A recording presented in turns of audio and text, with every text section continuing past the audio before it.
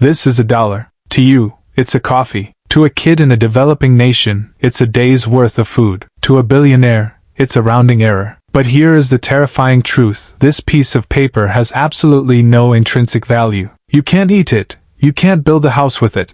And if you were stranded on a desert island, it wouldn't even be good for starting a fire. This is $100 trillion.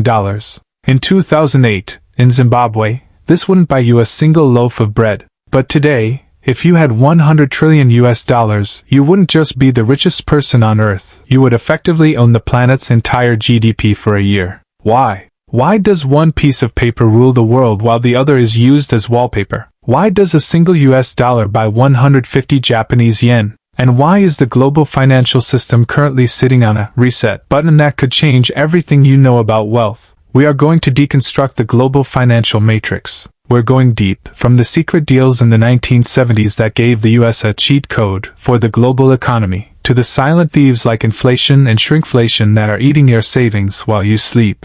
Part 1. The Death of Gold. To understand why money is so weird today, we have to go back to when it was actually real. For most of human history, money was a commodity. If you had a British pound, you could take it to a bank and they would literally hand you a pound of silver. This was the gold standard. It was a simple rule. You can't print more paper than you have gold in the vault. It kept governments honest. They couldn't just print their way out of a war or a bad decision. But then came the 20th century. 2 world wars and a massive global depression changed the math. In 1944, at the Bretton Woods Conference, the world made a deal. The US had most of the world's gold because they sold weapons and supplies during World War II. So, everyone agreed. All currencies would be pegged to the US dollar, and the US dollar would be pegged to gold at $35 an ounce. It worked until it didn't. By the 1960s, the US was spending billions on the Vietnam War and the space race. Other countries, like France, started getting suspicious. They realized the US was printing more dollars than they had gold. France literally sent a ship to New York to trade their dollars for physical gold. On August 15, 1971, President Richard Nixon did something that changed the world forever. He closed the gold window. He told the world, "We aren't giving you gold anymore. The dollar is now worth whatever we say it's worth." This was the birth of fiat money. Fiat is Latin for "let it be done." Money became a matter of faith. If you believe it has value, it does. If the world stops believing, that's when the nightmares begin. Part 2. The 3 pillars of currency value.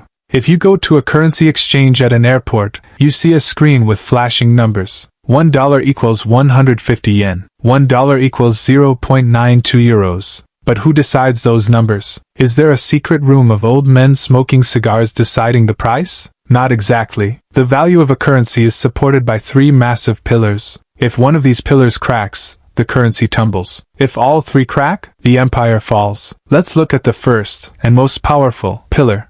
Pillar 1. The interest rate magnet. Imagine the world as a giant shopping mall full of banks. Every country is a different bank. The US bank says, "If you put your money with us, we will give you 5% interest." The Japanese bank says, "We will give you 0.01%. Where are you going to put your money? Obviously, the US. But here is the catch. To put your money in the US bank, you must use US dollars. This creates a massive magnet effect. When the Federal Reserve, the US central bank, raises interest rates, they are essentially turning up the power on that magnet. Investors in London, Tokyo, and Dubai sell their local currency and buy dollars to get that higher return. This is why the US dollar often gets stronger when the American economy is struggling with inflation. The Fed raises rates to fight inflation, which accidentally makes the dollar the most attractive asset on earth. It's a gravity well that sucks wealth out of developing nations and into the American treasury. Pillar 2. The trade balance, the global storefront.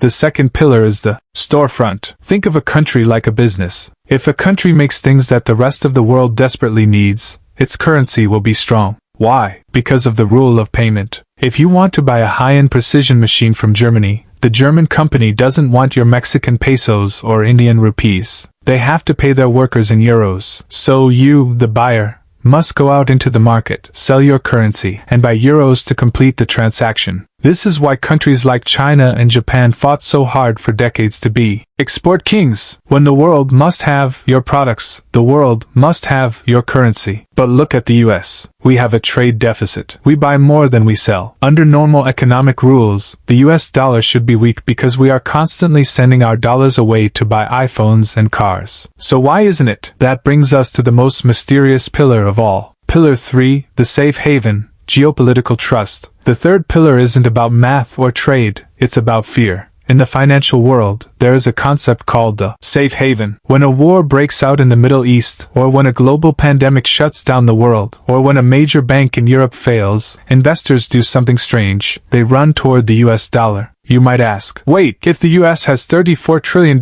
in debt, why is it a safe haven? Because the US has the largest military, the most stable legal system, and the deepest markets. If the US dollar fails, the entire world is already on fire. This is geopolitical trust. It's the belief that if the world ends tomorrow, the US government will be the last one standing to turn off the lights. This pillar allows the US to break all the rules of the first two pillars. We can have low interest rates and a bad trade balance, but because we are the world's bunker, the money keeps flowing in. The cracks in the temple. For 80 years, these three pillars have been unshakable. But today, for the first time since 1944, we see cracks. The magnet is failing. Other countries are tired of their wealth being sucked into the US. The storefront is changing. China is now the world's largest exporter, and they are starting to demand payment in yuan. The bunker is shaky. After the US froze Russia's dollar reserves in 2022, other nations realize the safe haven isn't safe if the US decides they don't like you. When these pillars crumble, the money illusion doesn't just fade, it shatters. Part 3. The silent thief. Most people think of theft as someone breaking into your house and taking your TV. But there is a much more efficient way to rob you. It's legal, it's invisible, and it's happening while you sleep. It's called inflation. Let's look at this loaf of bread. In the year 1920, a loaf of bread cost about 12 cents. Today, it's closer to $2.50. Did the bread get better? Is it made of super wheat now? No. It's the same flour, water, and yeast. The bread didn't change. Your money died. Inflation is often described as prices going up. That is a lie. Prices aren't going up. The purchasing power of your currency is going down. Think of it like a soup. If you have a pot of soup and you keep adding water to it, eventually, you have a giant pot of liquid, but it doesn't taste like anything. It has no nutrition. Central banks are the ones adding water to the financial soup by printing more money. But why do they do it? Governments love a little bit of inflation, usually around 2%. Why? Because it encourages you to spend. If you knew your $100 would buy more next year, you'd never spend it. You'd hide it under your mattress. The economy would freeze. By making your money worth less every year, the system forces you to go out and buy things, which keeps the gears of capitalism turning. And then there's the sneaky younger brother of inflation. Shrinkflation. Have you noticed your favorite chocolate bar feels a bit lighter? Or the bottom of the peanut butter jar has a massive dimple in it that wasn't there before? Companies know that if they raise the price from $3 to $4, you'll get angry. But if they keep the price at $3 and just remove 20% of the product, most people won't notice. This is the ultimate money illusion. You feel like you're paying the same, but you are getting less life sustenance for your labor. Part 4. The petrodollar, the geopolitical cheat code. Now, let's talk about why the US dollar is the king of kings. This is the part of the story most schools don't teach. It's the story of the petrodollar. Remember 1971? Nixon took us off the gold standard. The world was panicked. The dollar was backed by nothing. It should have collapsed. But the US had a plan. In 1974, the US sent officials to Saudi Arabia. They made an offer the Saudis couldn't refuse. The deal was this. The US would provide the Saudi royal family with total military protection, high-tech weapons, and a guarantee that their kingdom would never be overthrown. In exchange, Saudi Arabia had to do one thing: sell every single drop of their oil in US dollars only. Think about the brilliance and the ruthlessness of this move. Every country in the world needs oil to run their factories, their cars, and their militaries. If you are Japan, or Germany, or Brazil, you cannot buy Saudi oil with yen, or marks, or real. You must exchange your local currency for US dollars first. This created a permanent, global demand for the US dollar. It turned the dollar into a commodity more valuable than gold. This is the cheat code. Because the whole world must hold US dollars to survive, the US can print trillions of dollars to pay for its own wars and social programs, and the rest of the world absorbs the inflation. If any other country tried this, if Mexico printed trillions of pesos, their currency would become worthless overnight. But when the US does it, the world just says, "Thank you, may I have some more?" But what happens when countries try to break this system? History gives us a very dark answer. In 2000, Saddam Hussein announced that Iraq would start selling oil in euros instead of dollars. A few years later, Iraq was invaded. In the late 2000s, Muammar Gaddafi in Libya wanted to create a gold-backed African currency to trade oil. He was overthrown and killed. Now, in 2026, we are seeing the biggest challenge yet. The BRICS nations, Brazil, Russia, India, China, and South Africa, are openly discussing de-dollarization. They are tired of the US using the dollar as a weapon. If the world stops needing dollars to buy oil, the money illusion will shatter. And if that happens, those trillions of dollars held overseas will come flooding back to America, causing a hyperinflation that would make 2008 look like a picnic. Part 5. The Alchemy of Debt. Since 2008, the world has been living on life support. You might have heard the term quantitative easing, or QE, on the news. It sounds like a boring medical procedure, doesn't it? That's on purpose. The bankers use complicated names so you don't realize what they're actually doing. QE is just a fancy way of saying, the government is creating money out of thin air to buy its own debt. Imagine if you could write an IOU on a napkin,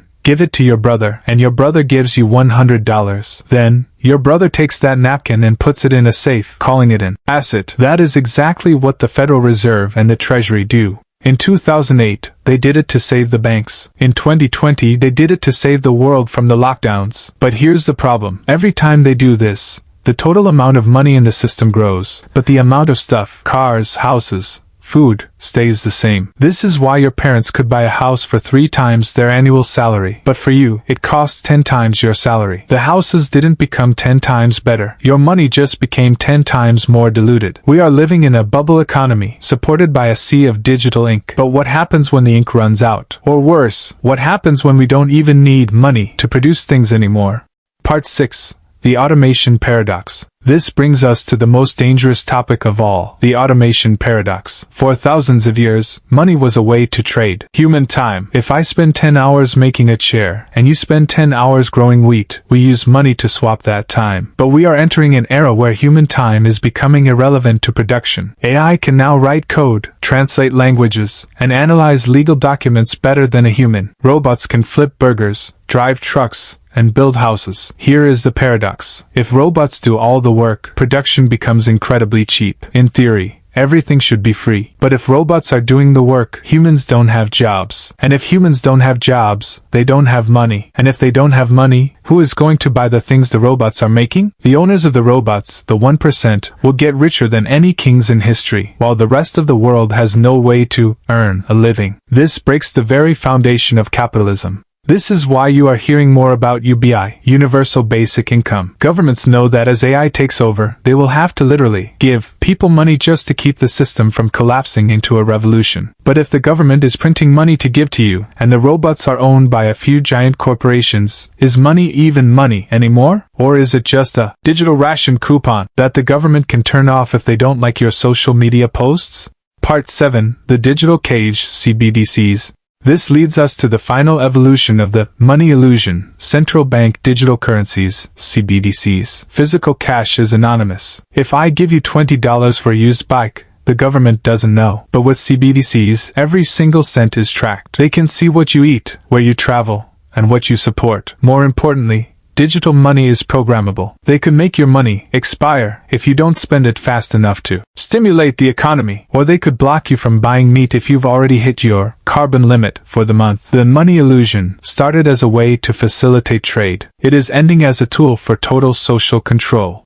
Part 8. The 100-year reset, the debt cycle. Most people live their lives thinking the world stays the same forever. We assume the US dollar will always be the king, just like our grandparents did. But history tells a much more violent story. Every 80 to 100 years, the global financial system hits a great reset. Look at the Roman Empire. At its peak, the Roman denarius was 95% pure silver. It was the world's reserve currency. But as Rome expanded, They spent too much on wars and welfare. To pay for it, they didn't raise taxes, they debased the currency. They took the silver out and replaced it with copper. By the end, the silver coin was only 0.5% silver. The people lost trust, the economy collapsed, and the empire fell. Then came the Dutch guilder in the 1600s, then the British pound in the 1800s, and now, the US dollar. Ray Dalio, one of the greatest hedge fund managers in history, calls this the big cycle. It always follows the same steps. New order. A country wins a war and creates a new system. Peace and prosperity. Everyone uses the new currency. Debt is low. Bursts the bubble. The country gets rich, starts overspending, and takes on massive debt. The decline. Printing money to pay the debt causes inflation and internal conflict. Stirs the revolution/war. A new power, like China or BRICS, challenges the old power. We are currently in step 4. The US national debt is over $34 trillion. If you tried to count to 34 trillion, it would take you 1 million years. This debt can never be paid back in honest money. It can only be inflated away, meaning the government will make the dollar so worthless that the debt becomes easy to pay, but your life savings disappear in the process.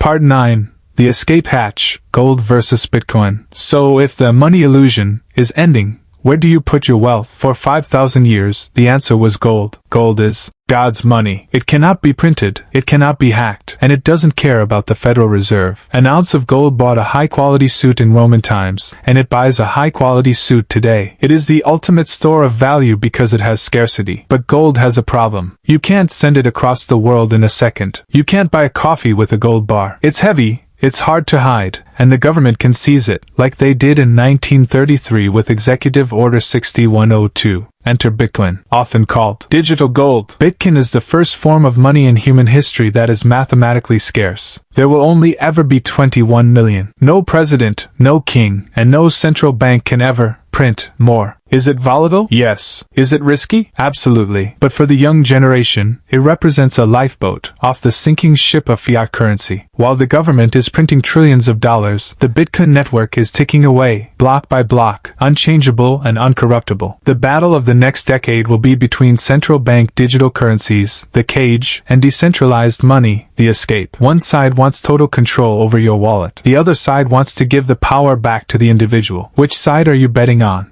Conclusion. The red pill moment. We've covered a lot. We've seen how money went from gold to faith, how the petrodollar keeps the world under US control, and how the automation paradox is coming for your paycheck. Secret is this: wealth isn't about how many pieces of paper you have in your bank account. It's about assets, real estate, skills, gold, Bitcoin, businesses, things that exist outside the illusion. The system wants you to stay in the illusion. It wants you to work hard for a currency that loses value every day. But now that you've seen behind the curtain, you have a choice. You can keep playing the game, or you can start building your own fortress. Thanks for watching. Don't forget to like and subscribe, because in this economy, the only thing more valuable than money is information.